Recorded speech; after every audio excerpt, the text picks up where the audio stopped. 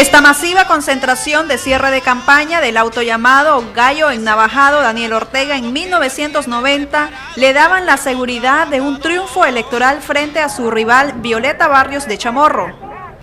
Solo hay unos cuantos que están mejor y con razón andan diciendo que si ganan todo será mejor para ellos. Aunque el FCLN llenó la plaza, no llenó las urnas de votos. Más del 50% de los nicaragüenses votaron el 25 de febrero por Violeta Chamorro, quien encabezaba la Unión Nacional Opositora. De inmediato se abolió el servicio militar, que era obligatorio. Nicaragüenses exiliados volvieron al país y se comenzó a desmovilizar a 96.600 soldados del Ejército Popular Sandinista. En un lapso de 3 años se desmovilizaron 72.000 soldados. Es claro que es el gobierno que trajo la democracia al país. Es el primer gobierno democrático, pero además trajo la paz después de 10 años de guerra y trajo el ordenamiento de la economía después de la debacle de los años 80, de tal manera que en cierto sentido es el gobierno de la triple transición, del totalitarismo a la libertad democrática, de la guerra a la paz y del descalabro económico al ordenamiento de las finanzas públicas para que pueda la economía brindar posibilidades de desarrollo. Pero Daniel Ortega advirtió que continuarían gobernando.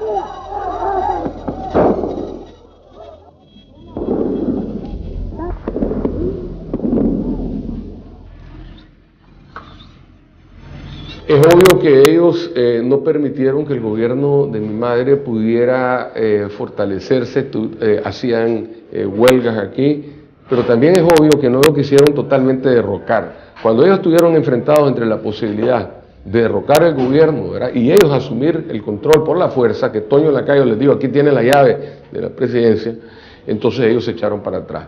Ellos mantuvieron en jaque al gobierno, pero nunca le quisieron hacer el jaque mate porque ellos sabían que también era un jaque mate para ellos mismos, pues. El gobierno de Chamorro inició la devolución de propiedades que habían sido confiscadas por los sandinistas, así como la privatización de las empresas estatales. La principal falla del gobierno de doña Violeta fue no haber podido incidir en los partidos políticos para que estos también adoptaran la democracia al interior de sus filas. Antes de dejar la presidencia, Chamorro invitó al Papa Juan Pablo II a Nicaragua.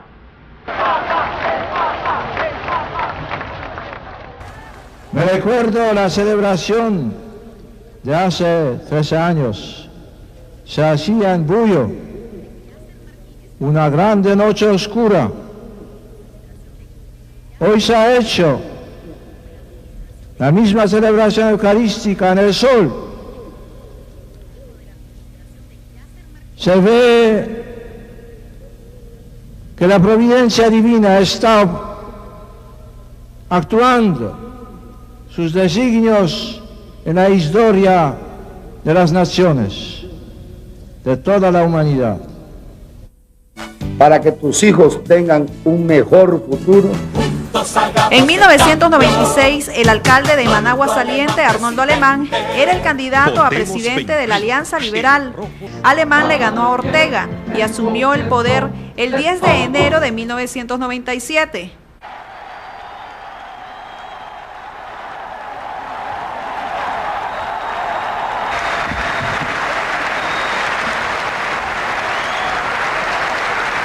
Poco a poco, las diferencias que sostenía con el partido de oposición disminuyeron a tal punto que el FSLN y el PLC pactaron en el año 2000 y se repartieron cuotas de poder en los poderes del Estado. A esto se le sumó a los cuestionamientos de supuestos actos de corrupción y enriquecimiento acelerado de la familia presidencial.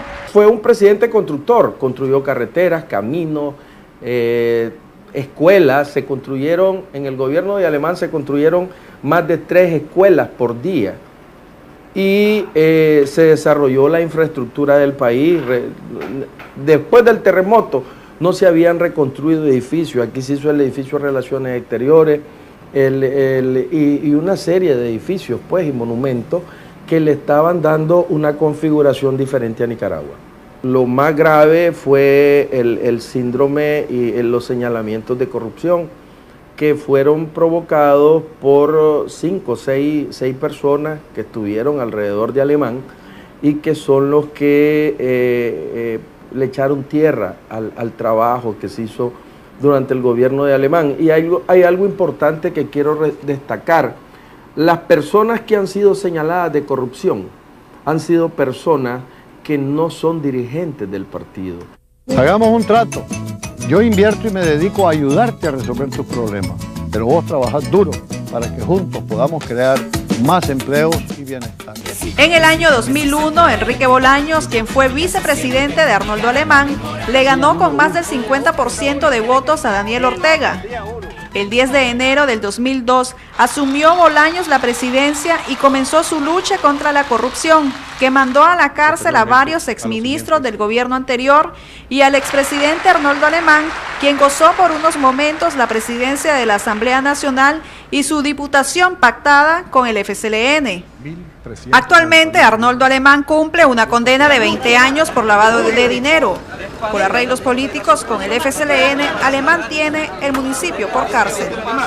Arnoldo, si me estás viendo, debo decirte que estoy triste, adolorido y desilusionado al ver las pruebas irrefutables y contundentes que señalan al expresidente de la República como autor y cómplice de haber cometido semejante delito con los pocos reales del pueblo de Nicaragua.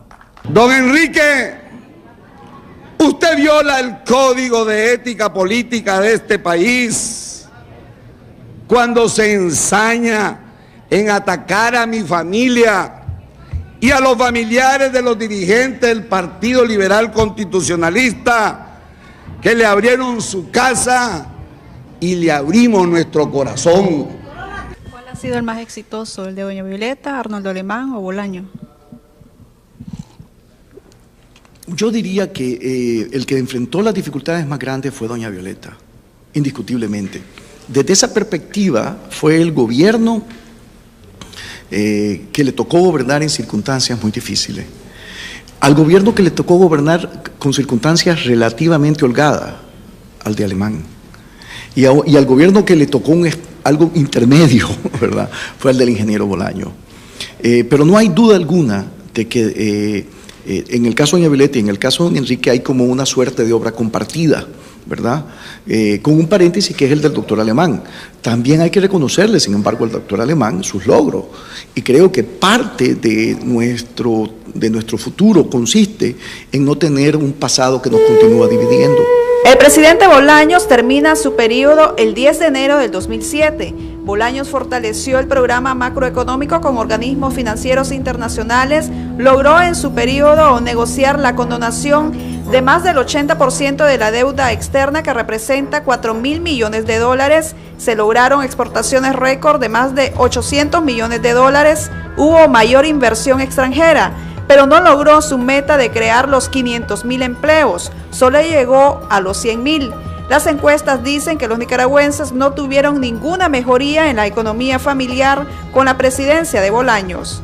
La historia y los hechos son imborrables y en elecciones el pueblo puede castigar y premiar a nuestra clase política. El caso de Nicaragua es especialmente urgente. En este país, casi todos los medios de comunicación están controlados por el presidente, Daniel Ortega, y su familia. Es más, el gobierno ha censurado la retransmisión de las protestas en todas las televisiones nacionales. En otras palabras, que prácticamente el único medio de comunicación por el que los nicaragüenses pueden conocer lo que está pasando en su propio país es YouTube. Bueno, y por supuesto Facebook y Twitter también. Y por eso, casi todas las fuentes de información que hemos usado para este vídeo vienen de las fotos y documentos que nos habéis enviado todos los amigos de VisualPolitik que vivís en Nicaragua. Muchas gracias por vuestra ayuda y sin más rodeos, vamos a contaros qué diablos está ocurriendo en Nicaragua.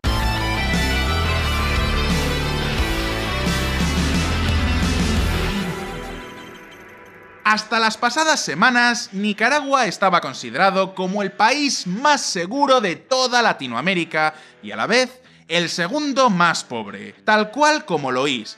Lo cierto es que Nicaragua es un país lleno de contradicciones.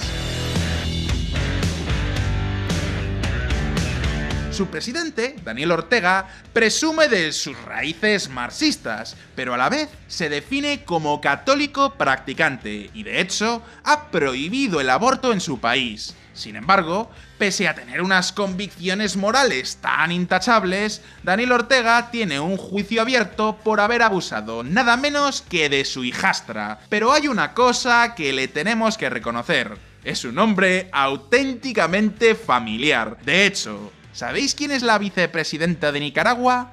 Exacto, su mujer, que se llama Rosario Murillo.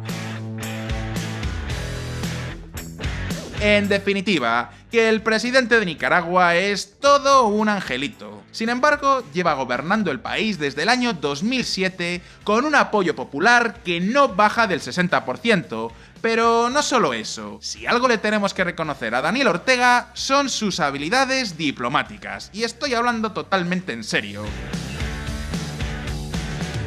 Nicaragua es uno de los pocos países del mundo que tiene buenas relaciones con Venezuela, Irán y Rusia y a la vez con Estados Unidos. Tal cual como lo oís, muchos antiguos compañeros del partido de Ortega, el Frente Sandinista, le acusan de ser un vendido al capitalismo. De hecho, aunque Nicaragua sea un país tan pobre, es también uno de los más estables de la zona, con un crecimiento promedio de más del 4,6%.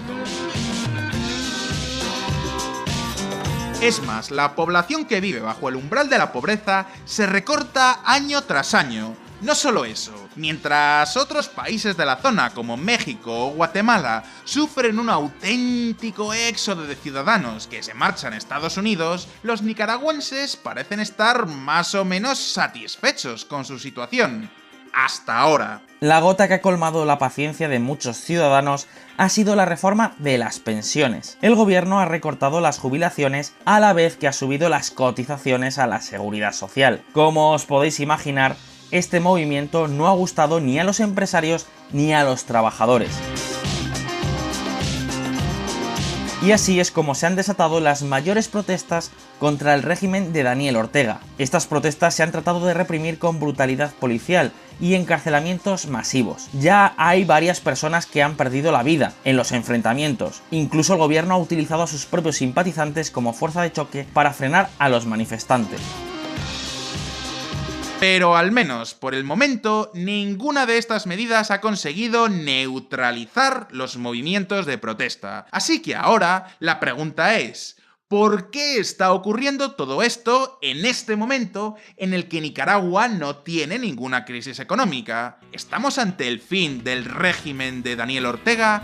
¿El fin de la Nicaragua sandinista? Hoy vamos a responder a estas preguntas, pero antes vamos a ver un poco de historia.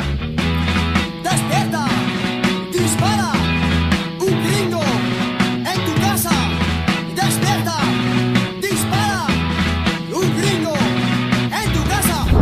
Nicaragua sandinista. Los que veáis este vídeo desde España y tengáis más de 30 años reconoceréis esta canción al instante. Se trata de Nicaragua sandinista, uno de los primeros éxitos de Cortatu. Lo cierto es que en los años 80, Nicaragua se convirtió en todo un símbolo de la lucha contra el imperio estadounidense. Por aquellos años, el Frente Sandinista acababa de llegar al poder tras décadas de dictadura de extrema derecha. El Frente Sandinista es un partido que se define como marxista-leninista, antiimperialista yanqui, pero que tiene algo que os va a llamar la atención. Son extremadamente religiosos. Durante esos años, muchos sectores de la Iglesia Católica apoyaban sin lugar a dudas a los sandinistas. Sí, amigos de VisualPolitik, estoy hablando de la teología de la liberación. Un mensaje de auténtico y verdadero cristianismo. Y sí, ese señor que veis en la pantalla es Daniel Ortega. Por aquel entonces, Ortega ya era el líder del Frente Sandinista y el presidente del país. Como os podéis imaginar, en mitad de la Guerra Fría, Estados Unidos no estaba dispuesto a que Nicaragua se pasara al bando comunista, así que el por entonces presidente norteamericano, Ronald Reagan, organizó una de las operaciones políticas más polémicas de la historia.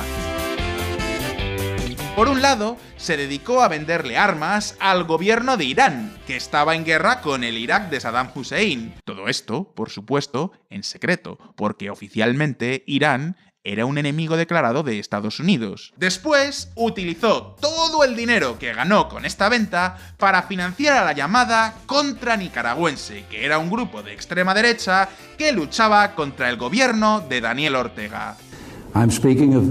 Estoy hablando de Nicaragua, un aliado soviético en territorio americano que está a 2 horas de vuelo de nuestro país.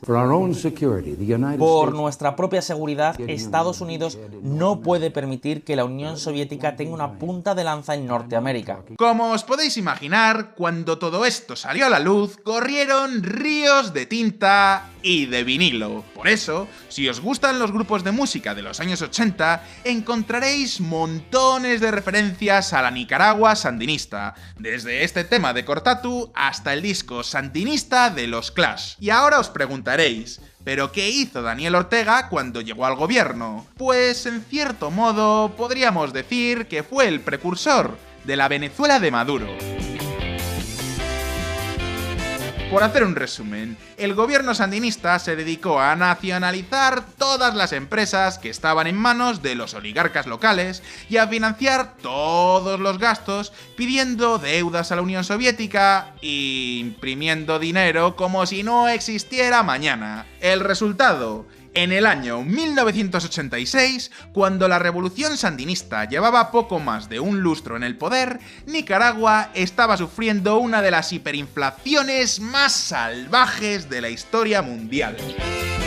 En los peores momentos del conflicto entre los líderes sandinistas y los líderes rebeldes apoyados por Estados Unidos, todos los nicaragüenses tenían algo en común: su necesidad de dólares estadounidenses. Para que os hagáis una idea, los precios en la divisa local, el córdoba, se duplicaban cada 15 días. Esto significa que si te tomabas una cerveza en un bar y te costaba 10 córdobas, volvías 4 meses más tarde y te costaba 3.000 córdobas. Os lo hemos dicho 1000 veces aquí en VisualPolitik. Lo peor que le puede pasar a un gobierno es tener hiperinflación.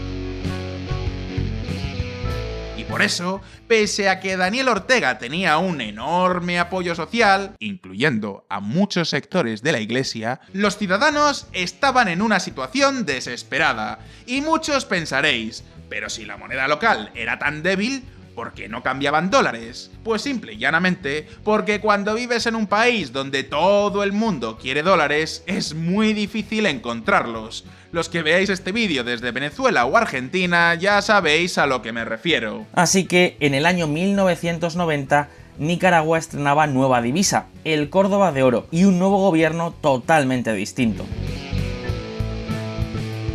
Durante los años 90, Daniel Ortega estuvo ocupando el banquillo de la oposición. Mientras tanto, el país conseguía recuperarse de la hiperinflación y volver a esa situación de pobreza combinada con cierta estabilidad. Es decir, los nicaragüenses seguían siendo pobres, pero al menos no perdían poder adquisitivo cada semana ni tenían que temer por su vida. Y con esta situación de relativa tranquilidad, llegamos al año 2006.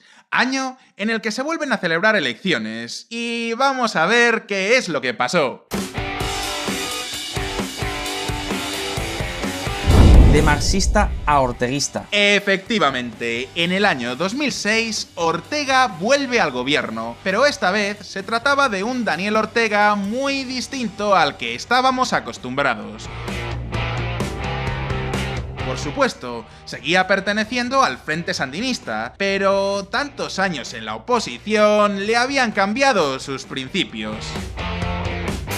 Daniel Ortega ha dejado de ser un partidario del marxismo-leninismo y ha pasado a ser un partidario de Daniel Ortega. Ese es el problema.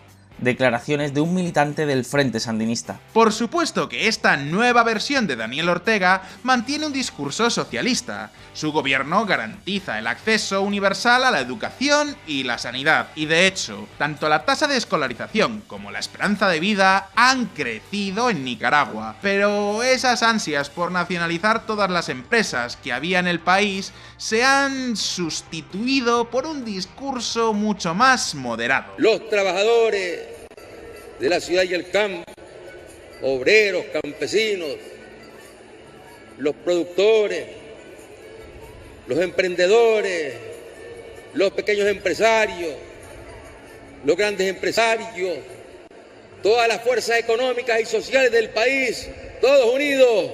Pero esperad un momento porque todavía hay más. Hace 30 años Nicaragua era algo así como el enemigo perfecto del tío Sam, ¿verdad? Pues bien, desde hace unos años, Nicaragua ha firmado un pacto de libre comercio con Estados Unidos, el CAFTA, y colaboran en operaciones contra el narcotráfico. Para que os hagáis una idea, el mercado de la agricultura en Estados Unidos está hiperprotegido, pero el chocolate, el café y los plátanos nicaragüenses son la excepción. Apenas tienen restricciones para entrar en el mercado estadounidense. Pero la cosa no termina aquí. ¿Recordáis las zonas económicas especiales? Os hemos hablado 1000 veces de ellas. Se trata de una zona dentro de un país en desarrollo donde hay pocos impuestos y leyes más flexibles que permiten atraer a las empresas extranjeras. Pues bien, Nicaragua también se ha puesto las pilas en este respecto. Esto que estáis viendo es un anuncio del gobierno de Nicaragua para atraer a los inversores internacionales. Si alguien está pensando en invertir en Nicaragua, le animaría a venir y hacerlo. Tendrá las mismas ventajas que encontraría en muchos otros lugares cercanos a Estados Unidos. Población bilingüe y bien educada. Por sorprendente que parezca, desde que Ortega volvió al poder, Nicaragua se ha llenado de call centers de empresas de todo el mundo. Mano de obra barata, impuestos especiales y, lo más importante, es el único país de la zona sin guerrillas urbanas ni violencia en las calles. Y os preguntaréis, ¿pero qué le ha pasado a Daniel Ortega? ¿Ha tenido una especie de revelación? Por supuesto que no. Lo que pasa es que se ha dado cuenta de que es más fácil mantenerse en el poder cuando la economía va razonablemente bien. De ello es que elección tras elección Ortega gana con porcentajes superiores al 60%. Por supuesto que hay toda clase de fraudes electorales. Sin embargo, habría que ser muy tonto para pensar que Ortega no tiene apoyo popular. Pero no solo eso, ha descubierto que si las finanzas de tu país van bien y tú controlas el gobierno con mano de hierro, tus finanzas personales también van muy pero que muy bien. El presidente Daniel Ortega ha nombrado a su esposa e hijos cargos claves del Estado. mientras la familia amasó una fortuna gracias al petróleo de Venezuela. Mientras tanto, su gobierno ha invertido buena parte de ese dinero en evitar que nadie le haga sombra. Prácticamente todos los medios de comunicación en Nicaragua son propiedad del gobierno o de algún familiar de Daniel Ortega. Y la nueva ley de redes sociales, que se ha empezado a debatir en el Parlamento en marzo de 2018, sería un intento de crear mecanismos legales para censurar y perseguir a activistas opositores en redes sociales. Sin embargo, las protestas han empezado por una razón totalmente distinta. Ahora mismo lo vamos a ver. ¿Por qué protestan en Nicaragua? La sabiduría popular dice que las revoluciones ocurren cuando un país está en crisis, ¿verdad? ¡Error! ¡Craso error! En realidad, las revoluciones ocurren cuando un país está pasando por un mal momento y empieza de repente a crecer. ¿Por qué? Porque si no hay nadie a tu alrededor que conduzca un BMW, no hay BMWs a los que envidiar. ¿Me entendéis bien? Pues bien, de repente, los nicaragüenses están viendo cómo una nueva élite, surgida alrededor de la figura de Daniel Ortega, se está haciendo rica. Sí, claro, todo el país está creciendo económicamente, pero algunos están creciendo más rápido que otros. Y habría que ser muy tonto para pensar que esa nueva clase alta nicaragüense ha llegado donde está por méritos propios. Todo esto es lo que llamamos un momento populista, una ventana de oportunidad para que pueda darse un cambio de gobierno. Es algo así como llenar una habitación de gas. Basta con que alguien encienda un mechero para que todo explote. Y en este caso, la llama ha sido esta. La polémica ley del Instituto Nacional de la Seguridad Social ya es ley en la República. En resumen, el gobierno ha decidido bajar las pensiones y subir las cotizaciones. Empresarios, trabajadores y estudiantes han salido a la calle como si llevaran años esperándolo. Y el gobierno se ve completamente superado por la situación. Prueba de ello es que han obligado a las televisiones nicaragüenses a que dejen de retransmitir las protestas. Sin embargo, nada de esto ha evitado que haya protestas por todo Nicaragua, y no solo en Managua, la capital, sino también en todas las ciudades de alrededor e incluso en los pequeños municipios. Muchos nos habéis escrito desde la Universidad Central de Nicaragua, donde hay miles de estudiantes que llevan días concentrados en barricadas. Por lo que nos contáis, muchos simpatizantes se encargan de llevar comida y botellas de agua a los manifestantes, pero después la policía llega e incauta los víveres. Y aunque no las vamos a mostrar, tenemos imágenes de gente gravemente herida por los antidisturbios. Se trata de una auténtica batalla campal en lo que hasta hace poco era el país más pacífico de Latinoamérica. Y la pregunta que os estaréis haciendo ahora ¿es este el fin del régimen de Daniel Ortega? Y como siempre os decimos en VisualPolitik, en política y economía no se pueden hacer predicciones. Que haya mucha gente protestando no significa que puedan cambiar un gobierno. De entrada, todavía no sabemos si todos los manifestantes comparten alguna idea o algún líder. Pero en base a lo que nos estáis contando, diría que las barricadas se están llenando con gente de todo tipo. Por un lado, tenemos a facciones liberales que exigen un giro de 180 grados en la política del país. Pero también hay muchos sandinistas radicales que se sienten traicionados por Daniel Ortega.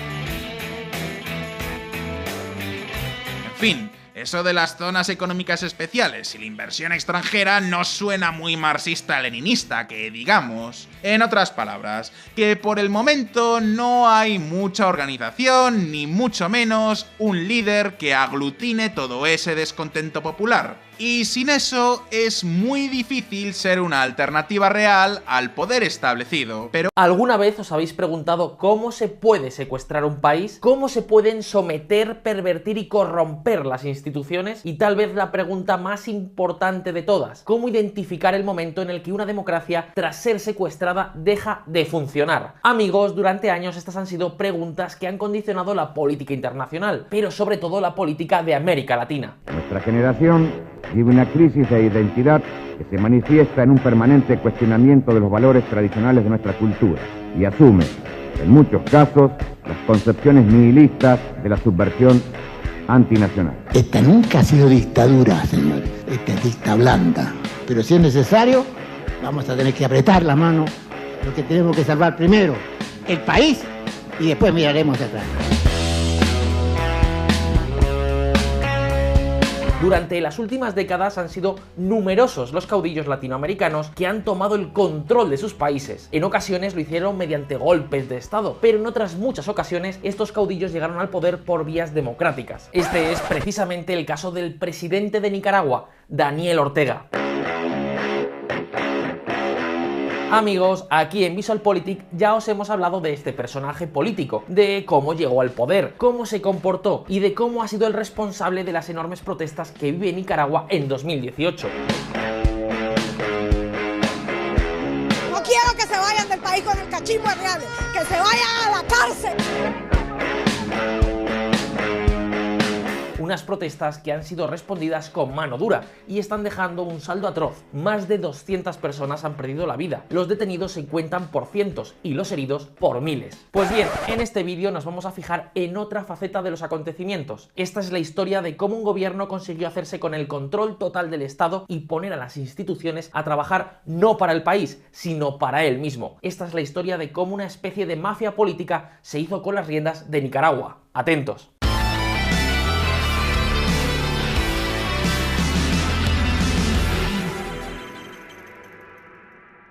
Año 2006. Daniel Ortega gana las elecciones presidenciales de Nicaragua. Tras 16 años en la oposición, el líder sandinista regresaba a la presidencia del país. Los precedentes no eran precisamente buenos. Su primera etapa como presidente entre 1985 y 1990 fue terrible. Ortega dejó un país económica y socialmente destrozado.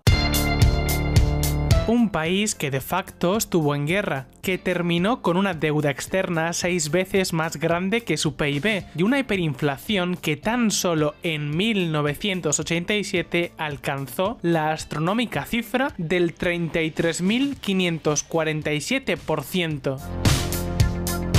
Para que os hagáis una idea de la magnitud del desastre, en 1990 la renta per cápita de Nicaragua era un 55% más pequeña que la que el país había registrado en 1978. En otras palabras, comparándose con Daniel Ortega, hasta los Kirchner sacarían buena nota.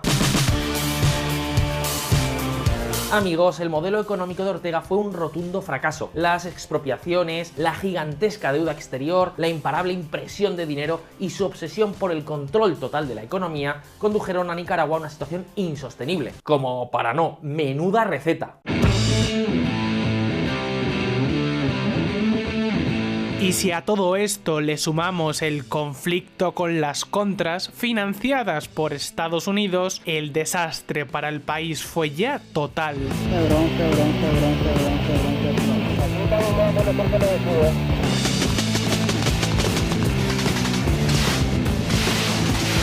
Por cierto, apunte, las contras fueron grupos paramilitares financiados por Washington mediante, ojo, la venta de armas a Irán cuando este país se encontraba en plena guerra con Irak, un país que supuestamente era cercano a Washington. En definitiva, un despropósito. El caso es que durante la siguiente década el país solo tuvo una misión: recuperarse de todo este desastre. Ni siquiera puede haber Nicaragua sin libertad, porque el alma y la razón de ser de Nicaragua es la libertad.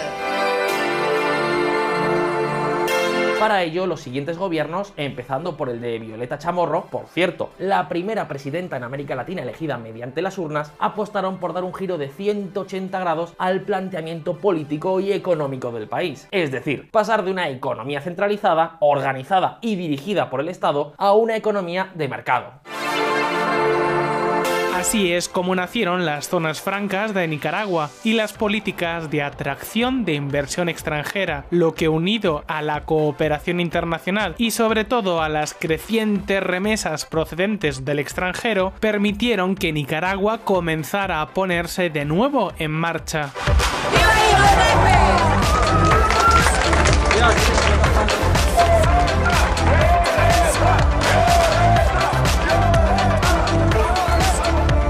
Sin embargo, embargo, esperad un momento, porque lo que no consiguieron estos nuevos gobiernos fue terminar con la corrupción. Así, escándalo tras escándalo, la sensación de frustración, decepción y engaño que sintieron los nicaragüenses, junto a una oposición que estaba dispuesta a casi todo con tal de regresar al poder, alimentaron la victoria de Ortega en 2006.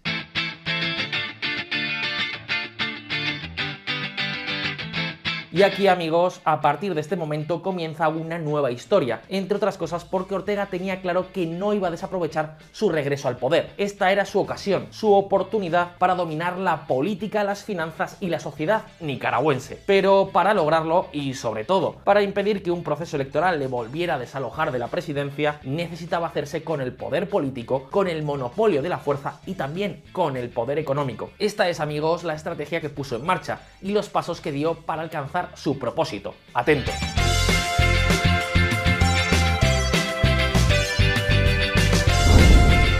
El poder político. Evidentemente, la primera meta en toda esta estrategia pasa por lograr la hegemonía política y el control social, por cualquier medio. Esto Ortega lo tuvo muy claro desde el principio, y para ello puso en marcha una doble táctica. Por un lado, invadir las instituciones y centralizar el poder. Por otro, limitar y amedrentar a la oposición, algo para lo que el miedo suele ser un ingrediente muy pero que muy eficaz. De esta forma, al poco de llegar al poder, Ortega puso en marcha una fuerza paramilitar compuesta por pandilleros. Hablamos de los grupos de choque, más conocidos en Nicaragua como las turbas. Son de temer y la población los llama turbas. Suelen vestir camisetas con leyendas que hablan de amor y paz. Usan cascos para ocultar sus rostros y se movilizan en motos. En su mayoría son jóvenes violentos. Matilde Córdoba, periodista en Managua. Su objetivo, amedrentar a la oposición política, atemorizar a quienes discrepan del gobierno y tratar de reventar mediante la violencia las manifestaciones o concentraciones de la oposición. Evidentemente no es una fuerza oficial, pero cuentan con la protección del gobierno. En un momento veremos cómo. Podemos decir que en Nicaragua se ha constituido una fuerza paramilitar que está compuesta por pandilleros. A veces nos subimos a un bus y está un paramilitar observándonos. Heidi Castillo, activista nicaragüense. Pero por supuesto aquí no termina todo. El siguiente paso para lograr un poder político total es hacerse precisamente con el control de las instituciones del Estado. Ahora bien, ¿cómo pensáis que lo hizo?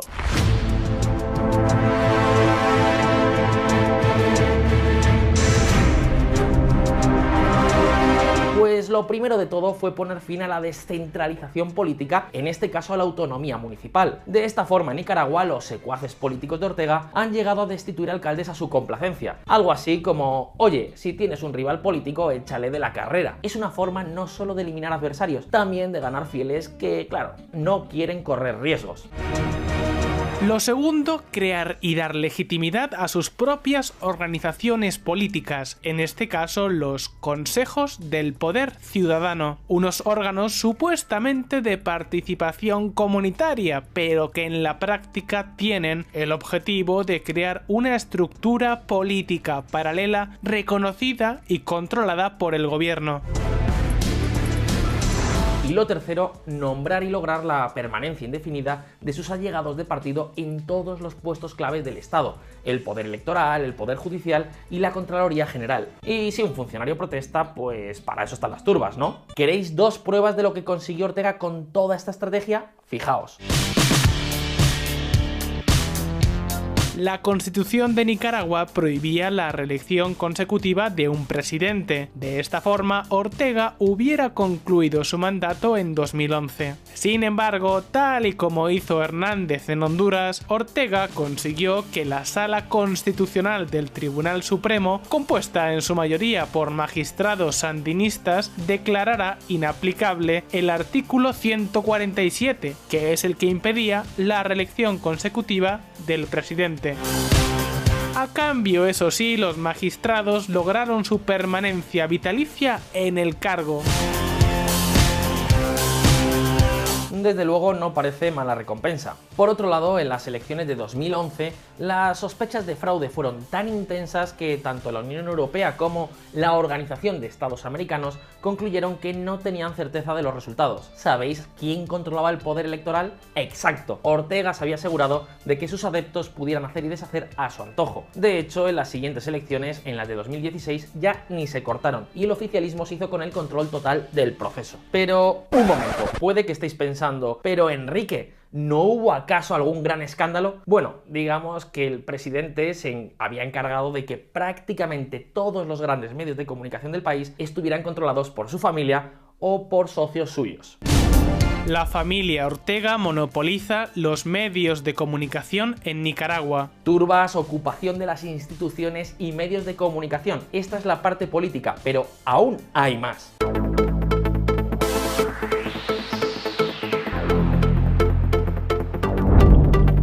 El monopolio de la fuerza. Claro, por mucho que tenga el poder político, si un caudillo no controla la fuerza, asume un riesgo enorme. Nuestro protagonista esto lo tenía clarísimo, así que el segundo pilar en toda esta estrategia fue tomar las riendas de la policía y del ejército. Para ello, aprovechando su mayoría en la Asamblea Nacional, Ortega sacó adelante, nada más llegar al poder, una reforma que concentró en sus manos nuevas facultades como jefe supremo de la Policía Nacional y del Ejército de la República. Luego, aprovechándose de estas nuevas posibilidades, puso a familiares y leales directamente al mando de estas instituciones. Por ejemplo, la policía está dirigida de facto por su propio consuegro, Francisco Díaz, de tal manera que ante las turbas la policía, bueno, mira para otro lado, y ante las manifestaciones de la oposición, represión, represión y represión. Y es que, amigos, cuando la mafia se hace con el poder, no esperes que lo suelte fácilmente. Pero política, fuerza pública, nos falta un tercer elemento. El capitalismo salvaje. El poder económico. El tercer pilar en toda esta estrategia fue lograr el poder económico, por tres razones. Primero, para evitar que el capital nicaragüense apoyara otra alternativa. Segundo, para lograr recursos con los que llevar a cabo sus planes. Y tercero, tal vez el punto más importante, para forrarse, para llenarse el bolsillo. Durante este tiempo, amigos, la corrupción ha sido brutal, hasta tal punto que hoy la familia Ortega Murillo es millonaria, millonaria de verdad. Fijaos, han tomado el control de medios de comunicación, han ocupado altos cargos del Estado, se han adjudicado la importación y distribución de petróleo en Nicaragua, se han puesto al frente de las agencias de promoción de inversión, con un plan que podríamos describir en esta línea. ¿Quieres invertir en Nicaragua? ¡Estupendo! Te damos facilidades, pero a mí me das una comisión, ya sabéis. Todo por la patria. También han llegado a acuerdos con empresarios. Aparentemente, lealtad y sobres a cambio de privilegios. Un caso claro de esta forma de hacer las cosas fue el acuerdo para construir el Canal Interoceánico, un proyecto aparentemente fallido, pero en el que el gobierno llegó a un acuerdo bajo la mesa con Wang Jin, el empresario chino promotor de la obra. Al principio, el Estado se reservaba la mitad de los beneficios, al final, con un cambio de última hora, el 1%. Se ve que el empresario supo regatear en el último momento. ¡Qué capacidad! Ni Messi es capaz de regatear así. En fin, amigos, el caso es que con el poder político, con la fuerza y con el poder económico, Daniel Ortega se hizo dueño y señor de Nicaragua. Y bueno, parece que multimillonario también. Y por si las moscas, en las últimas elecciones, en las de 2016, presentó como vicepresidenta a Rosario Murillo, su mujer. Así todo queda en casa. Nicaragua, donde a 6 meses del inicio de la crisis sociopolítica, la represión por parte del régimen de Daniel Ortega sigue en aumento. La Asociación Nicaragüense Pro Derechos Humanos presentó este lunes alarmantes cifras sobre la situación. Según el organismo, el número de víctimas mortales se elevó a 528, mientras que 4.102 personas resultaron heridas. Las manifestaciones, asimismo, denuncian que 1.609 nicaragüenses han sido presuntamente secuestrados por grupos armados no autorizados. Aunque el oficialismo nicaragüense pone cada vez más trabas a las protestas contra el gobierno, llegando incluso a declararlas ilegales, en las calles un importante sector de la población mantiene su posición exigiendo la renuncia del presidente. Este domingo la Iglesia Católica de Nicaragua celebró una Eucaristía en Managua para pedir por la liberación de todos los presos políticos. Vestidos de azul y blanco, como ustedes lo ven, Los asistentes también dedicaron la ceremonia a las víctimas del régimen. Nosotros salimos, los 40 que salimos con más energía para seguir luchando hasta que los más de 400 que quedan ahí salgan. Hay muchachos y muchachas en el Chipote que llevan más de un mes y están en condiciones infrahumanas. Están ahí injustamente secuestrados, que no tienen derecho a un proceso justo y legal, y por eso los vamos a sacar y por eso estamos luchando para que haya justicia en este país. Nos acompaña a esta hora Antonia Urrejola, relatora para Nicaragua en la Comisión Interamericana de Derechos Humanos. Gracias por estar con nosotros. Bienvenida. Hola, buenas tardes. Primero que nada, ¿qué balance hace en estos 6 meses de protestas?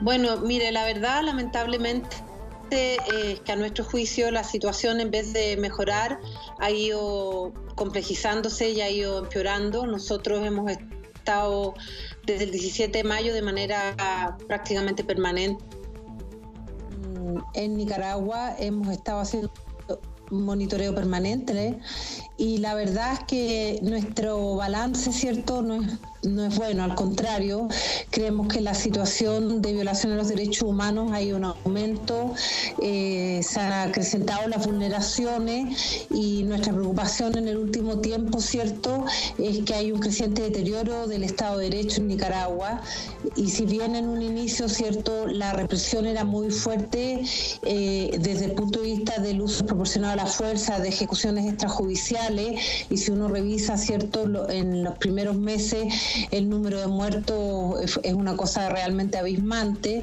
En las últimas semanas, ¿cierto?, esa situación, por un lado, ha cambiado, lo que es una, comillas, buena noticia. Obviamente cualquier muerte es muy lamentable, y en ese sentido es una buena noticia que el número de muertos ha ido en un franco disminución.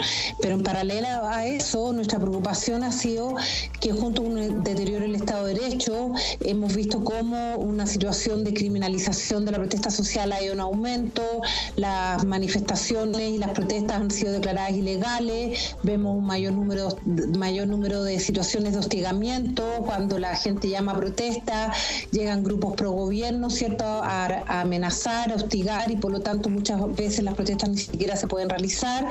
Y nuestra preocupación tiene que ver sobre todo con los presos que están hoy día y los procesos a los cuales ellos están siendo sometidos, que a nuestro juicio no reúnen los requisitos mínimos de independencia y autonomía y de cumplimiento del debido proceso. Esa es nuestra mayor preocupación hoy día, junto con la cantidad de gente que ha estado yéndose de Nicaragua en el último tiempo.